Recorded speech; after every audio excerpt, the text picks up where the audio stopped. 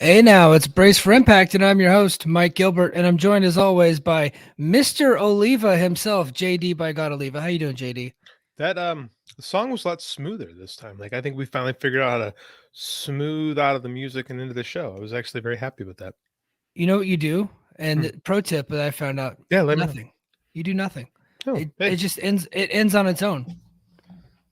You Yeah. don't have to click you don't have to click off of it. You just let it do its thing and then it just ends. I've always just been clicking off of it because I'm a control freak. But you just let it run its course. So the guy who made the video knew what he was doing. Yes, yeah. So Hmm. the way you did it was just fine. We Perhaps I just should have don't trusted myself all those times I yeah. controlled it. Yeah, man. So how's your first full week as Mr. Oliva? Okay, so I teach graphics. The basic thing of graphics is I teach kids how to use Photoshop and Illustrator. We do things like we do projects in Photoshop and then stuff in Illustrator. We do cartoon replications. The big project for the graphics one kids is they make a T-shirt because we have like a T-shirt press in the Yeah. class. Which, by the way, I don't know how to use. I get to learn that for my graphics 3 kids next week. This guy before me did an awesome job. Um, the lab has been down the first week of school, so we haven't been Huh. able to access any of the Adobe stuff.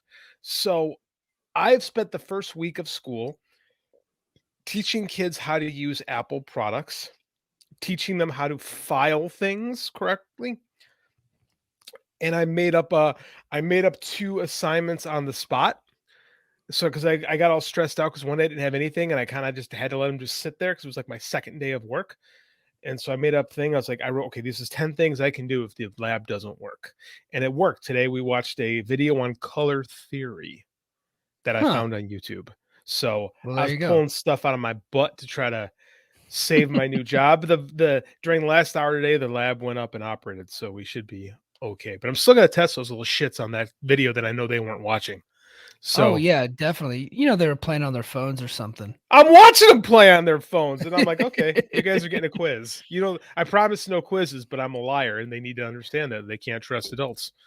So I graduated high school over 20 years ago. Did you Ditto. just have a big TV that you wheeled in there and you played a tape on the VCR? Is that how you showed? Is Oh, that how you Mike. did it, or how did you do that?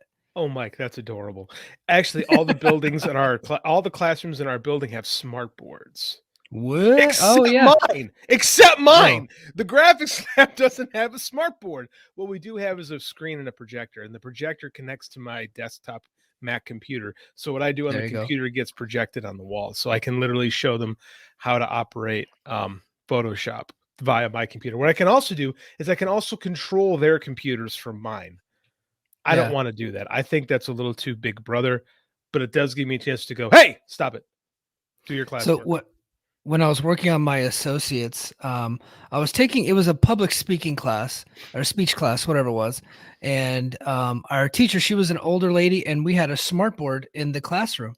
And I typically do most of my classes online, but for my associates, they had the classes on base. It was once a week, so I just was like, yeah, that'll be easier. I'll have a teacher, and plus, I wouldn't have to like record myself doing a speech. I could just do it in front of people, which I'm more comfortable with. Hmm. And so she was having trouble with the smart board. And she's like, how do I figure this thing out? And I go, ma'am, it's a smart board. To turn it on, you just shout at it and say on. She goes, really? And then like everybody's like, is this guy serious? So she's like a little old lady, dude, like cute old lady, You, right? And so you she dick. looks at it and she just goes, she's looking at it, she goes, on. And then So everybody started busting out laughing, and she turns around and gives me the finger right in my face. She's like, I knew. She goes, I knew you were lying, Gilbert. so what you're telling me is your Twitter troll gimmick is actually you in real life. Bro, that's been me since birth.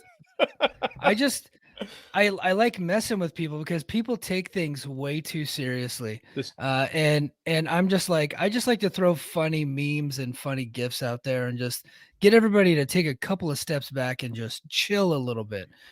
Your favorite pro wrestling company, they don't know who you are. It's not that serious. You're not a part of that company. So don't take their success and failures as a personal indictment on you. So everybody just chill. And so I do that. And I know AEW fans are sensitive, so are Impact fans, so are WWE fans. I like to take the piss out of them all. That's what I do. I appreciate that. I have one student who's a dick. And I got an assignment, one assignment, 50 images on Google. I had to waste time. So I'm like, find 10 of these, 10 of these, 10 of these, 10 of these. It's easy, right? Yeah. Find 10 images. I said time 50 images. And I said, you don't have to find 50, but just, find 50, waste time. I got one kid. You know how many images he found? 9. One. 1. One image. And I was giving him 20 points. So I'll give everybody 20 points. And I'm looking through their file. Because again, we have a Dropbox up. So I see all they turn it in. And I go, you gonna find any more? He's like, nah, I'm good. I said, okay. So I gave him half off. And I told the principal, because she's a friend. I'm like, I've already decided I'm gonna give this kid a C. Because if I fail him, he's gonna take the class again. And I'm the only teacher for graphics. So who does that punish? Yeah. Me. So he's gonna get a very low C, possibly a high D if he continues to piss me off, but nothing lower. Yeah. You don't want that Nothing kid lower. back in the class. No, we're gonna push him. We're gonna push him on through because it's an elective and nobody cares that much. So not me. Thank God nobody I work So, with listens to this. yeah. So last night we had a very interesting Dynamite, which caused Oh, us to have some yes. breaking news for us to talk about tonight. So let's go ahead and hit the graphic. Breaking news.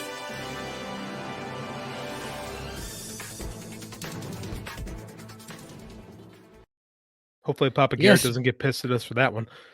No, that one's copyright free. I think we're not going to get in trouble. We're good to go. This is me testing it out. We'll see. We'll see. But it was announced last night on Dynamite that at All Out, which is that next week, All Out? That would be next Sunday. Next Sunday. So next Sunday at All Out, FTR and Wardlow will be taking on Jay Lethal and the Motor City Machine Guns. That what caught me really off guard. It doesn't really make a ton of sense just because Motor City Machine Guns are baby faces and Jay Lethal's a big heel. But hold on. I know what you're about to say. In that context, but because they're, legendary Ring of Honor figures and Jay Lethal's a Ring of Honor figure, you got the Ring of Honor tag team champions and FTR. If you were to ask me what match I would book that involved FTR and Motor City Machine Guns, I'd say book that match, just those two teams for the Ring of Honor championship, because why the hell not? That's what I would do. But we got a trios match because we need to get everybody on the show.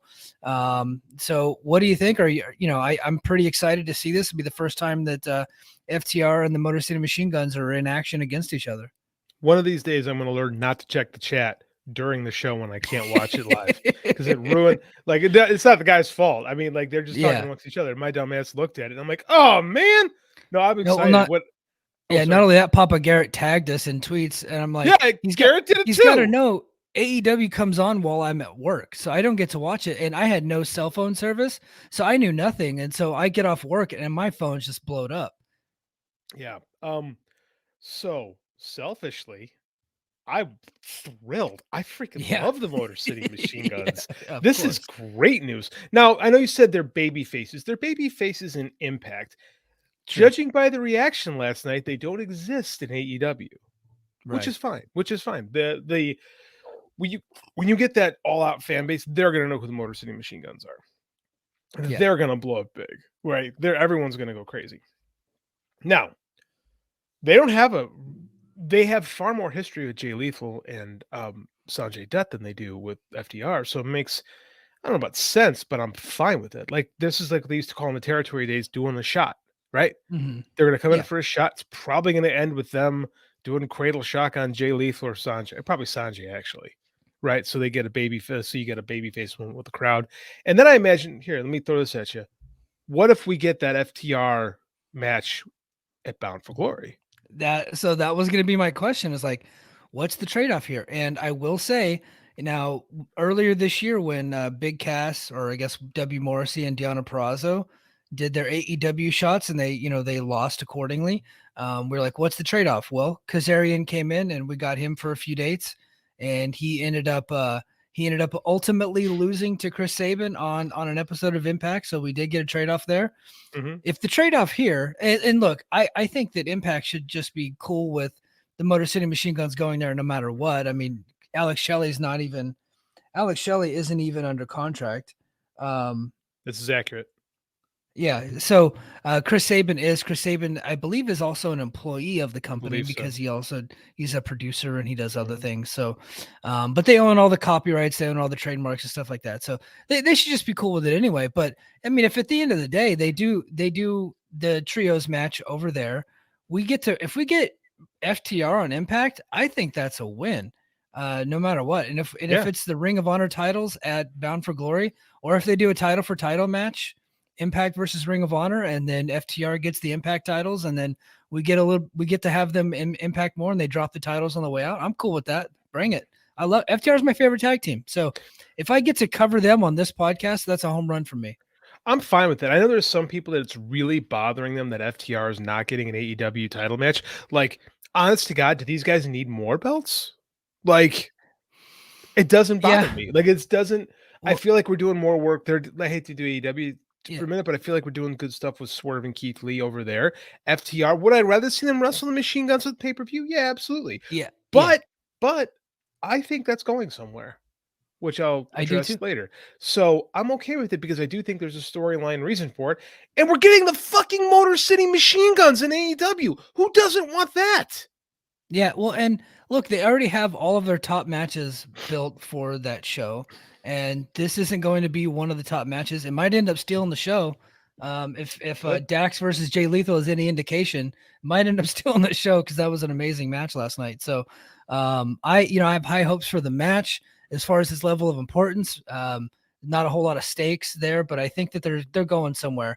And the Machine Guns are in the fold in AEW, and hopefully that means we get FTR and Impact. I think that's a win. Here's what I love about it, about what AEW does with these shows is like, I know there's a bunch of nerds. They're like, well, I don't know who they are.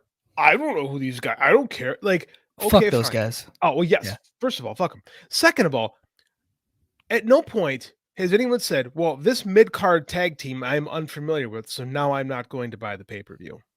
That's Right. never happened in the history Nope. of mankind. If you are like this, okay, this is a dirty secret that nobody likes. Shh, mid cards don't sell pay per views. Mm-mm. Main events sell pay per views, and we're getting, I think, the biggest main event AEW can give us. I think so. This is a thing for us, right? Yeah. This is a Yeah. match for us that we care about. I know there's people that will say, "No, you like Ring of Honor and TNA, so you are garbage in professional wrestling, and your fandom is garbage." But I think it's awesome. Like, Yeah. I'm excited. I get to see one of my favorite tag teams of all time wrestle my current favorite tag team. What's not to love? Yeah. Yeah. I dig it. So it's not exactly what I want, but I think I'm going to get what I want eventually. I I'm just agree. not going to get it. I'm not going to get it at all out. I got to wait for it. But If that we're match is going to happen, and it might happen across multiple companies. and if we get it here, isn't that better for us selfishly? Yeah. And that's what I really care about is us, JD. That's the That's most important thing to me. yeah. Me, Yeah. you, our show. That's what matters. That's it. Like, That's it. that's it. That's all I care Yeah. about. Yeah, yeah, bring it, man, bring it. So we had an interesting show last night. They kind of led a little bit into Impact tonight. They did actually talk about. They actually brought up the Motor City Machine Guns. AEW finally tagged Impact in a tweet about the Motor City Machine Guns. I think Judge Jeff Jones is finally earning his keep around there. He doesn't know how to use his fucking tags. He's the That guy. worst social media guy in the world. He's so bad. He was a terrible manager back in the day, and he's worse Oh. than this. Yeah, terrible manager. He was a terrible ref, and now he's a Oh. terrible social media manager. I don't know how this guy keeps getting a job. 'Cause you And a never- terrible judge, by the way. He was Also- very biased. Also a terrible judge. Because you Yeah. don't really leave wrestling. You just fail at different levels. Look at Jeff Jarrett. Hint for later. Oh, hint. Go to patreon.com/fightgamemedia. We're going to get into the Jeff Jarrett stuff. A lot of stuff went down. I sent out a conspiracy theory that has kind of picked up some traction. So a lot of people are actually talking about that. So Again with the trolling. I like when people take yeah. you seriously in your conspiracy theory theorizing. So this was very much a conspiracy theory, very much connecting the dots, but we'll talk about that later. Go to patreon.com/fightgamemedia. Also on Patreon, I think we're going to get somebody from Ring of Honor, not the current Ring of Honor Classic. Is actually should be debuting in Dallas this weekend. A former wrestler there's posted on social media that could be coming to town. And we're also going to talk about Tony Khan's sloppy shop over there in Jacksonville. A lot of drama going on over there because they have a lot of different personalities, and that is difficult to manage. So God, I we're gonna can't get wait. into a lot of that stuff. Yeah, I we're cannot gonna get wait into to that. dig into this. This might be our best Yeah. Patreon ever. If you Yeah, don't subscribe, you want to jump on this week. Let me tell you. Yeah. Let's jump on this week and let's jump right into our Impact recap. We had a fun show this week. And on the pre-show on BTI, Bullet Club, Ace Austin and Hikuleo, sorry, defeated Zicky Dice and Johnny Swinger. And that was Talking BTI, everybody. Thank you. Thank you for Talking BTI, folks. I'm not watching it. They could put Ace No. Austin on, and I go, ooh, Ace. But Hikuleo's also there, so Yeah. I'm good. A little correction from last week. You questioned where Ace has been, and I was like, I don't know, I haven't seen him in a while, but he was actually an emergence. I was at the show and I completely forgot he was there. And he hit one of the coolest moves of the whole night with the fold over like off the apron to the outside. I was like, what the hell? Like I got a couple DMs about that, and I was like, that's crazy. I don't. How did I forget? Okay, honest guys, here's why you forgot about it, because it ultimately didn't matter, and he didn't play. He might have hit a cool move, but on a show with so much great stuff, he was lost in the shuffle. He definitely was. So let's be real. His appearance was forgettable on the show. He didn't factor into the finish, and he's played a very minor role in all this. Hence the BTIing of Ace Austin. Well, I hope we get to see him get back in the fold here pretty soon. No pun intended. All right, VXT opening match. VXT defeated Jordan Grace and Mia Yim to retain the Knockouts World Tag Team titles. They hit their double suplex maneuver. I cannot remember for the life of me what the hell that. Oh, the pendulum. The pendulum. They nailed the pendulum on Jordan Grace to get the victory. What are your thoughts about Grace taking the pin here?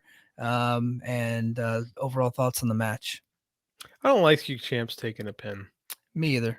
Yeah. I don't like it. I also finally get Mia Yim's gimmick. It's a Fortnite thing. I was at Spirit Halloween with my kid, and I'm walking around. They have Fortnite, and they had all the masks. I'm like, oh, Mia Yim's I get it now. It's Fortnite. I am an old man, so I felt very proud of myself and was saving that for the show. It's fine.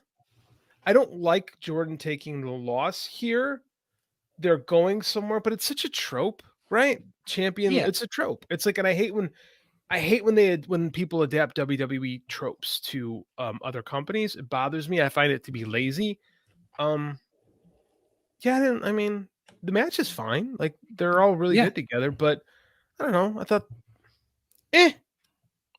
works fine. No, yeah. I like the match. I like VXT as an act. Not a big fan of the finish, just because I think that it's like, oh well, Jordan Grace has the belt, so she could lose a bunch of matches. I'm not into that type of psychology. That's just not for me. I think she's a champion that you keep strong. Yeah, no, I agree, and I don't think she's been established enough as champion in this run to start, taking out. It's only been a couple months since she won the title, so. I don't know. And she's had one defense, and it was an amazing match against Mia. But it was a great match. It was a great match. I don't know, man. It's just like I don't like it. I didn't like the finish. Yeah. Yep. Well, we cut backstage to a video promo with Violent by Design. They're muttering in a hallway. Yep. They're gonna beat up some people. Yeah. Again. Hey, Eric Young caught another one of his promos where he does a Bray Wyatt voice, and it goes in circles. I've seen the same promo on every episode of Impact for the last 13 months. Well, stay tuned for the end of this episode, because I have some thoughts about Violent by Design. Ooh, okay. Little foreshadowing. Carl Anderson defeated the Miracle, Mike Bennett. I don't think anybody calls him the Miracle anymore. But that's when I first saw him, he was the Miracle, so he's always the Miracle to me. But we didn't get bright lights Carl, but we didn't get dim lights Carl either. He was kind of very middle of the road Carl, but I thought Mike Bennett looked good in the match, and Carl Anderson hit the diamond cutter or the gun stun for the victory there. And the stipulation for this match was that if Carl Anderson won, Maria Kanellis Bennett would be banned from ringside for the tag title match next week. At one point, Matt Taven tried to interfere, and Doc Gallows came down and beat his ass. Victory for Carl Anderson, man. What'd you think? Old Machine Gunka is looking a little checked out these days. And without Sammy Guevara-ing his body, seems like he's a little checked out on his fitness as well. Just seems like, You you know what know? I mean? He's a little soft and he Yeah. was in shape for a while. And that's Yeah. not me like trying to body shame anybody, but I mean, like when a guy is typically in shape and then now you see him out of shape, you're like, you often wonder what's wrong, especially when it's your job to be half naked. Well, and especially Carl was a little thick in his New Japan days, right? Yeah. Yep. And then he got quite jacked toward the end of the WWE run. Like he was Johnny Lunges and had that super ripped up six pack. Like he looked good. Yeah, I think he Oh, looks. Carl. Yeah. Yeah, Carl. Like I don't know. I mean, I didn't notice it, but now that you pointed it out to me, I can see it. I feel like they're ready to move on. That's what it feels like right now, right? I feel like That's what it feels like. yeah, it feels like they're like, okay, I'm done here. And it really just has that vibe. I think they kind of want to go back to Japan. That's my vibe. Maybe I'm wrong. Yeah. Yeah. Well, we you know what? I didn't even have it listed for the Patreon, so we'll just talk about it now. So this is the taping that they're doing in Dallas. It's their last weekend in the company. Officially. Now, could they re-sign a deal at the last minute? Absolutely, that's entirely possible. After what I saw from Carl tonight, I just don't see it. And I had been the guy not really banging the drum, but I just thought, look, they might not re-sign. But after I know they're scheduled to go to New Japan for a couple weeks in September. I was like, maybe towards Bound for Glory, maybe they come back and they do some per date deals. While they continue to work New Japan, I figure they bring them in every once in a while. There's a relationship there between the two companies. I don't think AEW is interested, although one of our mutual friends said otherwise on Facebook. But I just don't see it. So, I think after this Dallas taping, they're done for a while, and maybe forever in Impact. 2 years in Impact is a lot, right? Yeah. I mean, I think it's kind of time. Right? Like I think they were a big part of Impact kind of refining their identity, right? I think them bringing in this tag team fresh off WWE, fresh off getting kind of hosed in the WWE, to be quite honest with you. Like I think that it really helped revitalize them as an act. I think as checked out as in Carl was, I think Doc's actually worked pretty hard in his matches lately for Doc Gallows. Yeah. I think Doc Gallows has looked pretty good in all his singles matches. I agree with you. That's what I'm I'm saying. I think I just realized I have the wrong Twitter handle in my name. I just looked at that like that's not my Twitter handle. Can you edit it while we're on the air? I don't think I can do that. I think it's just a waste of time. I think the Doc has looked pretty good for Doc. But Carl, who's the better worker, no one would argue that. But the more emotional of the two, like Carl kind of lets you know what Carl thinks at all times. It's I don't know. Carl just doesn't seem like he wants to be there right now. He doesn't. And I felt that during the match. Like as a technically proficient match, I thought Mike Bennett had fire and looked good, and I felt like Carl was checked out. Mike Bennett is a guy that has gambled on himself numerous times in his career. I don't want to say it's never paid off, but I don't think he's ever quite done what he wants to do. Right? Like you jokingly called him the Miracle earlier. That was him bouncing Ring of Honor and coming here in 2016 when he was supposed to be a thing, and it didn't quite work. And then he left for WWE. They gave him Maria that big, opening night entrance, and it didn't quite work. Right? I think this is the best thing that Mike Bennett has done career-wise in a long, long time, probably since that original Kingdom run in the mid 2010s. Like I think this is OGK's time. I think those belts are coming there, and I think that they seem super fired up to prove themselves. I agree. I like what OGK is doing. Me too. And then after the match, the Good Brothers were met by Scott D'Amore backstage. D'Amore stated that they would defend the tag team titles against Kingdom next week. And they did the catchphrase and hit a big 2 sweet with Scott D'Amore. So that'll be on Impact next week. Looking forward to that. And then after commercial, we come back and backstage, Savannah Evans is being tended to in a medical room by a physician with Tasha Steelz present. After Steelz left the room, Gia Miller attempted an interview her with regards to what took place last week. Before Steelz could say much, Killer Kelly, I keep calling her Kelly. Killer Kelly grabbed her from behind and locked in the killer clutch. Kelly released her quickly. Man, that is like a seashells by the seashore, and warned her that next time Steelz would see it coming. So I think we're getting that match coming up soon. This was the most erotic backstage jumping I've ever seen in my life. I watched this and I was like, oh, hello, like it was They're just leaning into it. leading So so far into it, and I'm not complaining, mind you, because I don't know. There's something about Killer Kelly that, like, the whole like, I don't want to, like, vixen is not the right term, but there's this like well, femme it's fatale, it's the you know, Black Widow, right? Black Widow. Yeah, I didn't want to say Black Widow, but Or it is. It's like Black Widow. Femme fatale is the way I would La reference Femme it. La Nikita Femme from the Nikita. 90s. Yeah, I could Yeah. see, like, there's definitely all that kind of influence there, and she's doing a really good job. The term character work gets thrown around a lot, but I really do feel like she's channeled a character, and it's this like hot, crazy, dangerous thing is really working. Like, I hope I don't come off I like a perv when I say that, but no, it's intriguing. I think they got something with this character, and Yeah. they're really, I know they've had a lot of turnover in the division. I know Tennille Dashwood, she just left the company, and that's another news thing that I meant to put on for our Patreon, but I just forgot about it until just now. Tennille Dashwood's out. Okay. Tennille's We're gone. losing. Yeah, yeah. Madison Rain's gone, so we're losing folks left and right. And look, Impact seems to just create more stars. And I think tonight, even though we'll get to Havoc later, but tonight I think they introduced two brand new characters that seem to be working. So good on them. Next, go ahead. No, that was great. Yeah. Oh yeah, next match, Bhupinder Gujar defeated Jason Hotch, and who gives a shit? Afterwards, Brian Myers came in, confronted them, and then Gujar stole the title. There you go. What'd you think, sir? Why isn't this on BTI? I'll take this on BTI over the Bullet Club versus Swinger and Dice. At least Right. Swinger's funny.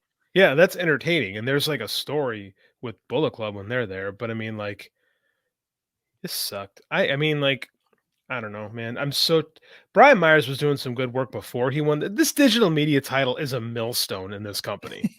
It brings down everyone who touches it. I mean, Cardona overachieved with it because he also happened to be the NWA World Heavyweight Champion at the time, the hottest star in the Indies, but not really in this company when he had it. Like, this thing it's an albatross. It sucks. It's the worst. Yeah. It's the worst champion. It's the worst major championship in pro wrestling. And I've seen like 60 different pro titles in AEW alone. Yeah, and it should just stay on BTI. The whole feud, everything, it's an internet title. Just keep it on BTI. It's terrible. Yeah. Backstage, Gail Kim was talking to someone before being interrupted by VXT. Perazo demanded a Knockouts World title match, but Kim said that Masha Slamovich has been on a roll since her debut and set up the match between Perazo and Slamovich next week, winner facing Jordan Grace for the Knockouts World title at Bound for Glory. Did you watch Knockouts Knockdown last year? Did you see, because I know that you were there for part of the taping, but they taped it over a couple of days. Did you see Masha versus Perazo last year live? I did not. So that was amazing. It was a very good match. After Perazo won, Scott D'Amore came to the ring and offered her a contract to Slamovich. She's been with the company ever since. And then they've kind of redesigned her character. That she took a couple months off, came back. I love this match. I'm really excited for it next week. Match is going to be really good. I want to what is Masha? She's just a badass chick. That's like, I don't know. I mean, it's fine, I guess. But I mean, like, if she's going to be, I assume she's going to get this belt at some point, right? Yeah. Should she get it at Bound for Glory? I think that remains to be seen. I don't know that that's the best. We're Goldberging her, right? And I feel like but she's not we kind of are, but she's not exactly a baby face because Goldberg ran through all the heels for the most part. He started out running through baby faces too. Like, he was kind of in the middle. He was kind of a tweener, and then he got over, and then they steered a dig. That was the thing, he got over. So she's kind of running over everybody. So she's kind of a tweener, but she hasn't really gotten over to that level yet to compare her to. I know we're trying to Goldberg her, but that's the thing, though. I mean, this is my criticism is like, she's doing a great job killing people, but as far as like character stuff goes, I don't feel like they're doing anything with her. Like, is Deanna going to do this whole like program on her own, like getting people into this thing, and Masha's just gonna Well, doing really. I mean, like I said, like I guess there's that's no the character, but I mean, like I'm just not feeling it as far as like my interest level in this. You know, right. Well, there's no feud with Masha at this point. It's just a number one contender title and match. So for and with that's Perazo, but if Masha yeah. wins, which I think that we will, then I you got whatever 7-8 weeks to kind of build the title match with Jordan Grace and Masha. They can do some backstage stuff. We can find out what Masha's why is, and I think that's what we're missing with her. That's the thing though, but she's been here for months and we still don't have that. And I don't have the faith that we're going to get it. And I think you lean into Deanna. I think Deanna can carry something with her personality. She's not my favorite Yeah, promo, but she's a good promo, she right? I is. think she can do like Jordan's not, you know? Jordan's not a great promo. So this is why I'm like, what are we gonna do here? Because now we've got Masha hasn't spoken or done anything character-wise. Right, and Jordan gets by being, Pocket Hercules, basically, Right. right? Yeah. So what do we have? I mean, like, Well, I I don't mean, we're know. gonna have to find out. I mean, we don't know what we have because we don't have We it don't know yet. what we So have. I guess that's my concern is yeah, like, I just haven't seen anything from us to like get me invested into anything more of Masha other than she kills. You can say, okay, yeah, she just kills people. All right, fine. Bill Goldberg just killed people, and it is what it is. But I mean, like, there's also that only can go so far. That's why Goldberg works well when you brought him in for a bit and then he would disappear for a while and then you bring him back and then yeah. like you're like Well, that's not a and consistent character. well, Goldberg was a hot baby face, and Hulk Hogan was the best heel in the business at that time, at least in the ring. He And was probably the best heel in the behind business. behind Vince. Vince was probably the number one heel, but Yeah, Hogan but in the different. ring was the top Yeah. heel. You know what I mean? And so they had that to play off of. Right now, Jordan's not really over as a babyface, and Masha's not exactly over as a heel. So we just got to connect those dots. They got to figure out what they want both those characters to be, because Mia was very much the babyface at Yes. Emergence, and that's not exactly what they designed. It was a babyface match. So they I'm just got to figure it out and kind of tell people what they're supposed to want. I'm glad you said that because I think you're right. I don't think she's over as the Knockouts champion. No, and I think she's amazing, but She she's just not is. over yet. Yeah, She is. she But she's been here forever and it's her second or third reign as Knockouts. I forget. yeah She's had this she's had it, but she's yeah. had short reigns. She had short Short reigns. right, but she's not like I found it interesting that Mia was so much more over than her. And I think Masha is going to wind up being over than her too. I just don't think it's going to make for a great program. Well, again, we got to give them a chance Give 'em a chance. to sell us on the feud. Yeah, Mhm. they haven't started the feud yet. We're not there yet. So hopefully we get there. Backstage, Scott Armstrong caught up with Bhupinder Gujar, praised him for his stance against Myers, and then asked him for the belt back. And Gujar said no and left. So there you go. We'll probably get that match down the road. Didn't Scott Next Armstrong match. Didn't Scott Armstrong have Go a ahead. crooked referee character in WWE? Like a decade Dude, ago or something like that? they've done that a few times. I don't remember if Scott was one of them. I think he was. Someone can correct me on the show, but I think one around like probably like around the time of the Daniel Bryan stuff, or maybe CM Punk reign. Like I think that Scott Armstrong was a character referee. I could be wrong about that because I was kind of in and out of wrestling at the time. Was Scott Armstrong Dixie Dynamite and Smoky Mountain, or was that Steve Armstrong? Oh God, Oh, I don't know. Good. I don't know. It was one of them where he came out in the Confederate flag and wrestled as a Confederate hero. Scott. So it was this one. Okay, I couldn't remember. I totally forgot about that one yet. Yeah. Well, one day I was watching 1992 Smoky Mountain, and then I watched a match between Dixie Dynamite and the Nazi soldier. What was it called? The Stormtrooper, and he was wearing swastikas all over him. I was just like, Cornette, what are you doing? Like the Confederate hero against the Nazi. I was like, man, you guys are just leaning right into this stuff, aren't you? Well, you've seen the New Jack Gangsta stuff from the era. Yes, I mean, like, oh my gosh, yeah. Cornette was never worried about getting canceled. I mean, like, until his program was canceled. I think that is, I think that's another conversation. But I think that he leaned heavy into that stuff, and it actually hurt them because I think he. Cornette's thing is he thinks wrestling fans are really fucking stupid, and he treats wrestling fans like they're really fucking stupid. And I think that's one of the things that bit Smoky Mountain in the ass in the long run. That's a conversation for another day. Yeah. Whenever we do our Smoky Mountain Wrestling podcast, we'll bring in Jeff Hawkins, an expert in Smoky Mountain, and then we'll have a big conversation. But I just I random love topic this off the top of my idea. head. I love Yeah, this yeah. idea. We need to make this happen. yeah, that would be fun. Next match, Josh Alexander defeated Vincent in a non-title match. This was a good match, Fine. a good little TV match with Alexander getting the dub here. After the match, Eddie Edwards came out on the entrance ramp with a microphone in hand, and Eddie Edwards, I think, cut probably either the best or the second best promo in his career. The crowd was into the promo. They hated Eddie. They loved Alexander.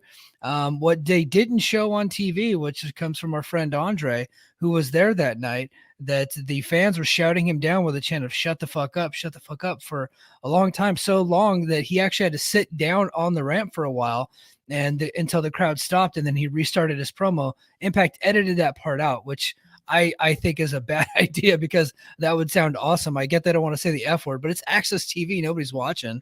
Like, they don't have sponsors. What do they care? Just let them say the F word. But yeah, that would have made the promo so much, because I thought it was, for an Eddie Edwards promo, it was good. It was fine. It was a good promo, but that would have made it so much better. yeah, Like that level of interaction. Yeah, it's so hard to get real heat today, right? It's so hard to be a heel that people legitimately don't like. And people in Impact right now really don't, whether they're playing along or whether they legitimately don't like Eddie, I'm not sure, but that's a great moment. And maybe you could have just edited, you could have just blurred shut the beep beep. I mean, like, you could have done that and it would have gotten the idea across. And just that image of Eddie sitting on the ramp would have been amazing. What a lost opportunity.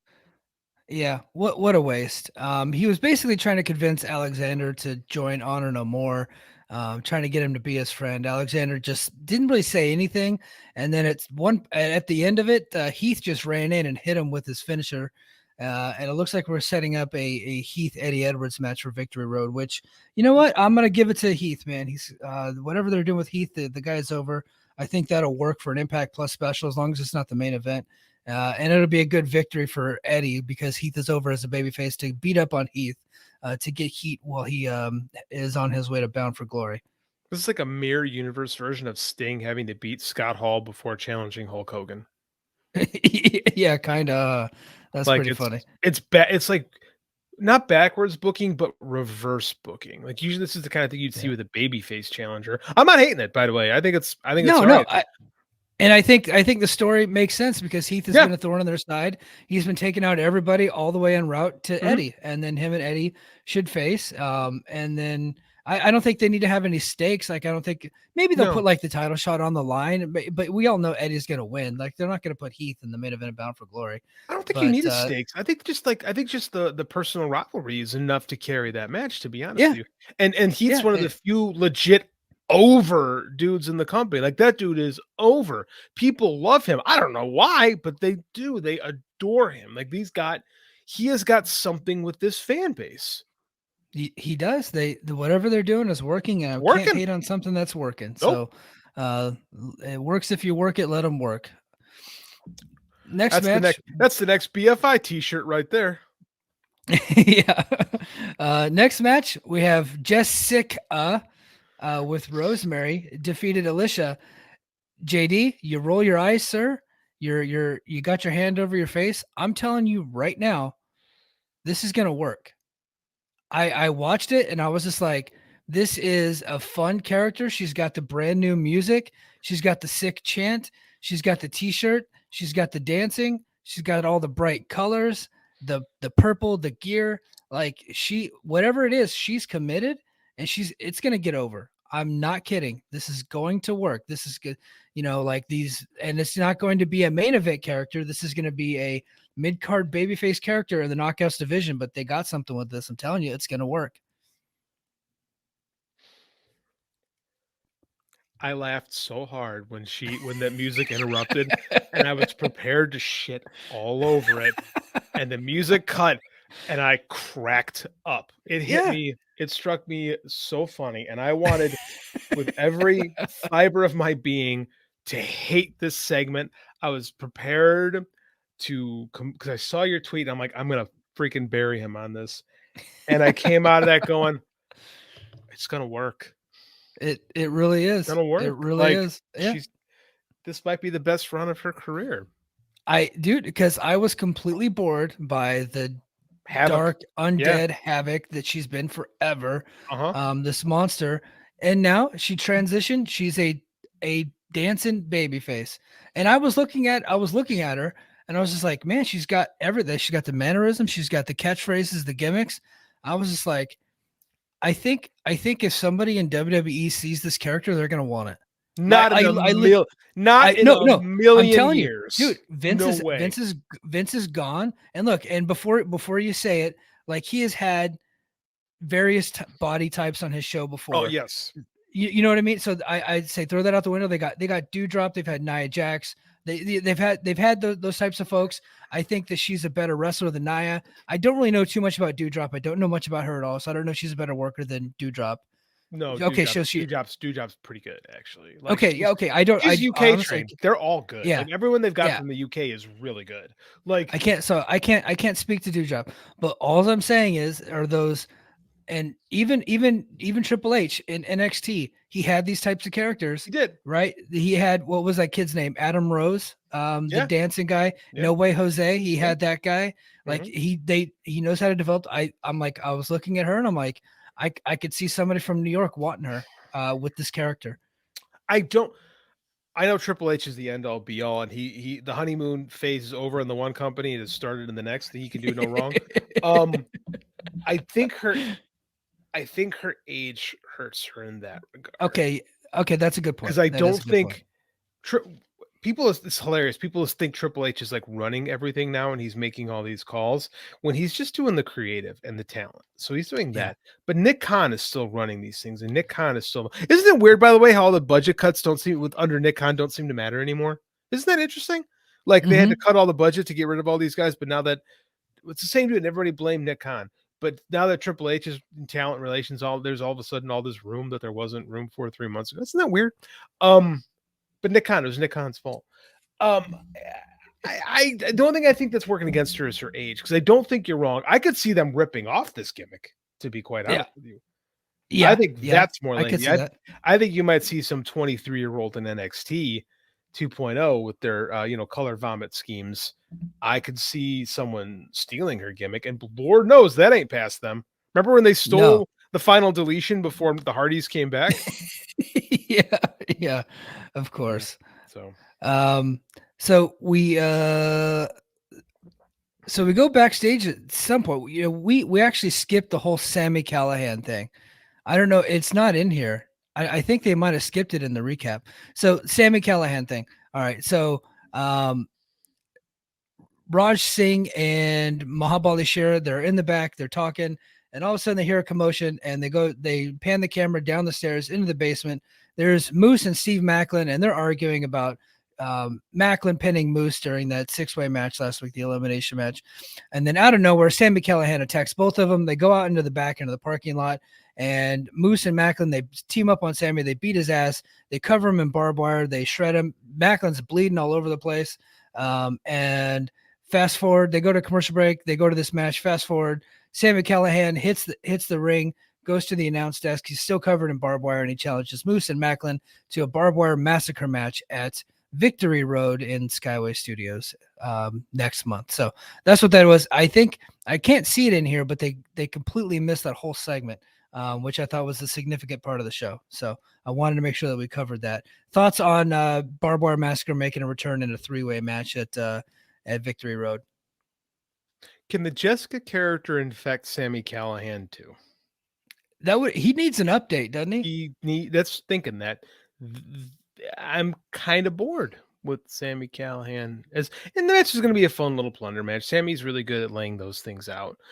Yeah, but I feel like I've seen it. I feel like it's just, I don't know. I feel like I need to see something new from Sami Callihan. Yeah, but I've never seen a 3-way barbed wire match. So no, I'm okay with that. That'll be interesting. Yeah. I'm digging that. So I'm going to say they should put Macklin over, and that's not going to happen because that's not what we do really. Like not in the big matches, So They Yeah. never put the guys that I want over. They don't put them over. They They never disagree do with that. me. That's been the trend in our show for the last year. We pick we stake a claim on something and it doesn't happen.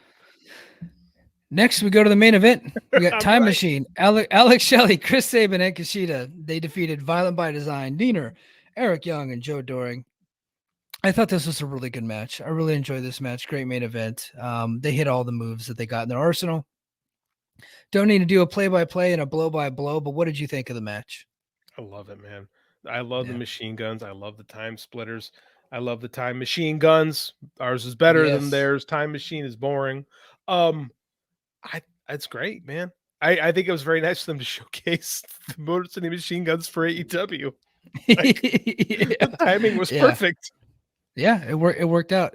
Timing was great. So they beat Violent by Design rather convincingly. I think this is the end of Violent by Design. I think don't know this for a fact. I think it's over. I don't know where else you go with these guys. Their whole thing is about taking over and winning, and they're just not doing it. I think it's time to do something else. I think this crew is done for. They're dead. I feel like we got a lot out of it. It's been We did. since we started the show and before it, right? These guys have been together a long time.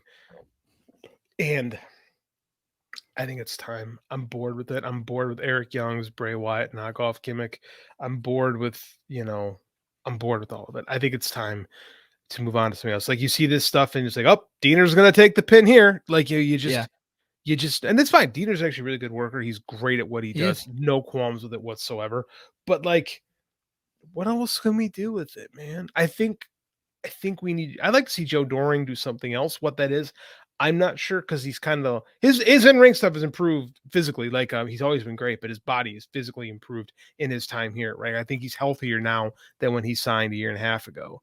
I want to see. It's been a year and a half, right? Or has it been longer than that? No, since 2020. He got. Oh, he's been here for 2 full years now. Wow. Yeah, I do think over 2 years. Yeah, I think he's healthier now than he was when he signed. I really do. yeah. So I think you yeah. could go somewhere with Joe Doring. But he's limited in, like, they don't cut promos or nothing like that. So you need to give him a mouthpiece, which, again, there's managers floating around. Like, you can get a guy. And I think they should utilize managers more often. So Mhm. that's what I would see. Have Joe Doring, just be kind of the big tough cowboy, squashing some dudes, heat them up for another title match down the road with if they got a babyface champion. Diener's a tough one. Diener's he's kind of an enhancement guy, but he's also an agent here. So I don't think he needs to really work all that often. So, and then Eric Young, Eric Young is a legend. You can do all kinds of stuff with Eric Young. You can flip him babyface. You can do whatever you want. Or there's 2 guys out there that Triple H has not, maybe he's forgotten about, but Big Damo and Axel Tischer, the former members of Sanity, they're out there floating around. Maybe you try to heat that back up. Maybe you do something there. I don't know. I don't hate that idea.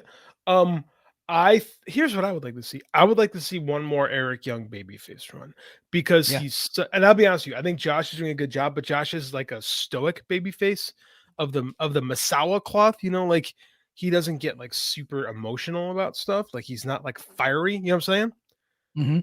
I think we need because Eric Young can be that guy. Oh yeah.